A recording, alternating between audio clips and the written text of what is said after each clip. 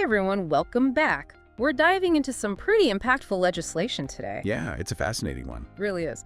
So we're looking at House Bill 42, which also goes by the name the Alaska Native Settlement Trust Eligibility Act. Right.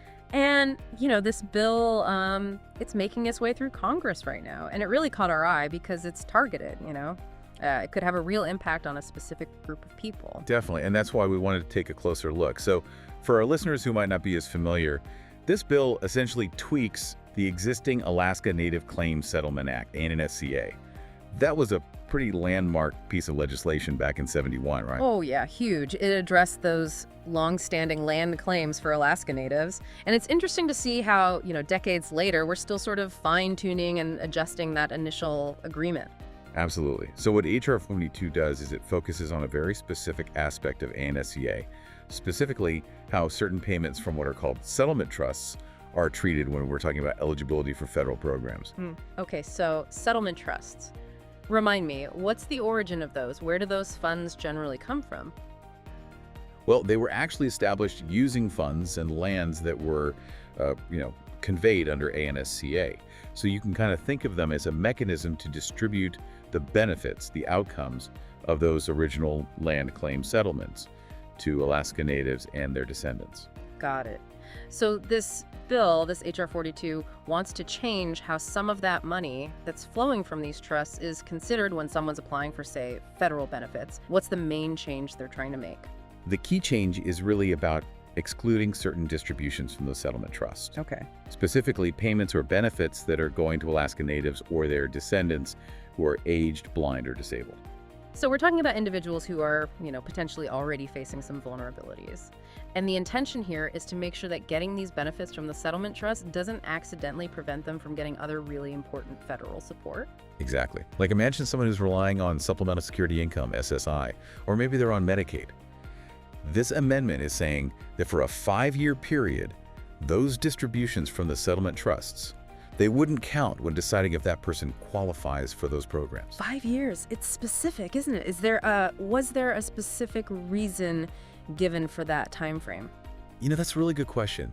I'm not sure our sources explicitly state the reasoning, but it does suggest that it's kind of a targeted approach. Right. To address maybe a current need or potential conflict between those trust distributions and federal eligibility rules.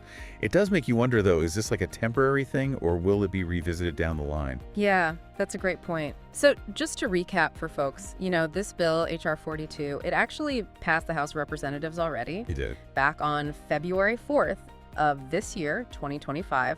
And right now it's listed as engrossed in House. Now, for those of us who aren't, totally fluent in legislative jargon, what does that actually mean? Engrossed in House basically means the House has given it the thumbs up. They've approved it.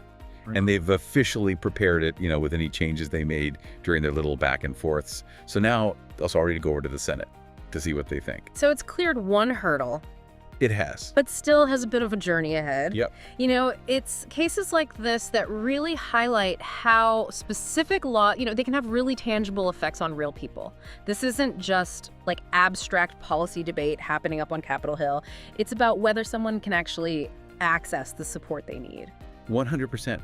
And, if you think back to what NSCA was all about, providing that self-determination, those economic benefits to Alaska Natives, this amendment seems to fit right in. It's like making sure those benefits don't backfire and accidentally hurt the people it's trying to help. Okay, so to sum all this up, the main takeaway here is that H.R. 42 wants to create this 5-year window where money or benefits that are given out from those Alaska Native settlement trusts to people who are aged, blind, or disabled, that money wouldn't count against them when they're trying to get on other federal programs. That's a perfect summary.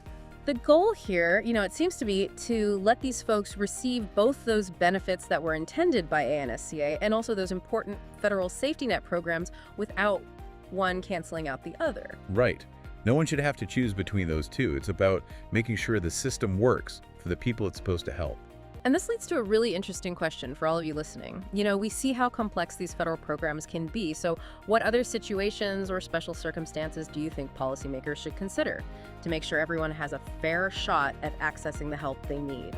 How can this type of targeted approach to lawmaking maybe serve as a model for other communities or for addressing other specific needs? It's definitely something to think about. And thanks for joining us on this deep dive today. Thanks, everyone.